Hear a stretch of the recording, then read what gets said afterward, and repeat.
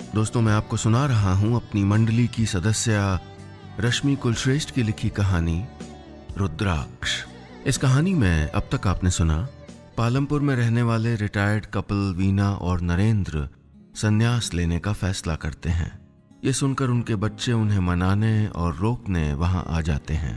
वीना को लगता है कि शायद नरेंद्र का मन बदल रहा है और अब वो संन्यास नहीं लेना चाहते।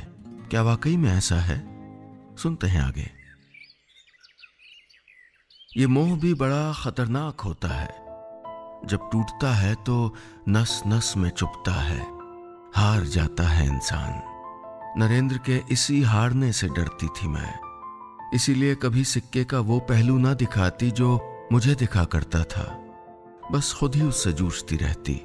उस रात भी बहुत देर से बाहर टहल रही थी। सोच रही थी कि जो हो रहा है उसे यूं ही होने दूं क्या पता जिंदगी थोड़ी बची हो तो इतनी जद्दोजहद किस काम की। सुनो, नरेंद्र की आवाज सुनकर मैं पलटी। दीपिका ने कॉफी बनाई है, अपने रूम में बुला रही है, चलो कुछ वक्त टहलते हैं ना। मैंने हाथ पकड़ते हुए उनको रोका। हम टहलने लगे चुपचाप। बस कभी उनका गुनगुनाना, उनकी उंगलियों की थिरकन बीच बीच में चुप्पी तोड़ती।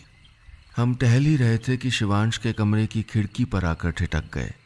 दीपिका की आवाज आ रही थी। क्या लगता है तुम्हें, रुक जाएंगे ना माँ पापा? अगली आवाज शिवांश की थी।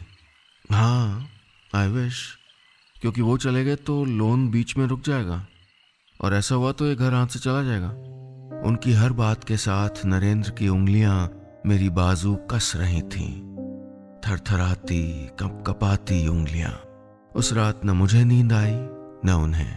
वो ऋषिकेश के बारे में पूछते रहे और मैं भी उनको बताती रही, ये जताए बिना कि मैं उनका भीतर भीतर दरकना देख रही थी। अगली सुबह हम सब नाश्ता कर रहे थे। मैं प्लेट में पोहा लगा रही थी। शिवांश दीपिका कुछ बातें कर रहे थे और नरेंद्र की निगाहें मेरे पीछे पीछे डोल रही थीं। कभी टकरती तो मुस्कुरा देते। माँ, हम कल निकलेंगे, काफी दिन हो गए, शिवांश ने कहा। निश्चिंतता थी उसके चेहरे पर, जैसे यकीन हो गया हो कि अब सब ठीक है। केतली से चाय निकालते हुए मैंने कहा, अच्छा हम भी अब सेटल करके ऋषिकेश की तैयारी करते हैं। फिर शुरू हो गया? आप यही चाहते हैं क्या कि लोग हमको बातें सुनाएं? शिवांश ने पूछा तो मुझसे, लेकिन निगाहें नरेंद्र पर थीं। मैं कुछ कहती कि वो बोल पड़े, वही बात जो मैं कहना चाहती थी। लोग तो अब भी कहते हैं कि बच्चों के पास क्यों नहीं रहते, कमाने की क्या जरूरत है, आपका बेटा लोन नहीं भर सकता क्या? अब किसी का सोचना नहीं है हमको। पहली बार उन्हें अपनी तरह बोलता सुन रही थी मैं।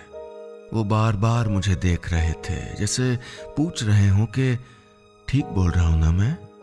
और ऋषिकेश कौन सा दूर है? बात आगे बढ़ाते हुए मैंने कहा, आते रहना तुम लोग मिलने, सिर्फ जिम्मेदारियों से संन्यास ले रहे, रिश्तों से नहीं। कहते हुए मेरी आवाज थरथरा कर डूबती के उनके लम्स ने संभाल लिया। मेरी कलाई पकड़ते हुए बोले, तुम सामान कब लगाओगी? वहां जो चाहिए वो अब है हमारे पास। कहते हुए मैंने उनको देखा, उनके स्थिर चेहरे को, शांत आंखों को और गले में झूलती उस रुद्राक्ष की माला को, जो थी नहीं लेकिन मुझे दिख रही थी।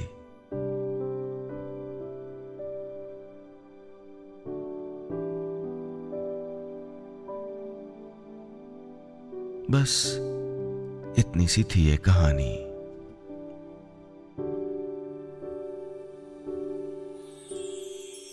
तारीफ करें, शिकायत करें, लेकिन अधिकार से बताइएगा कि हमारी कहानियां आपको कैसी लग रही हैं।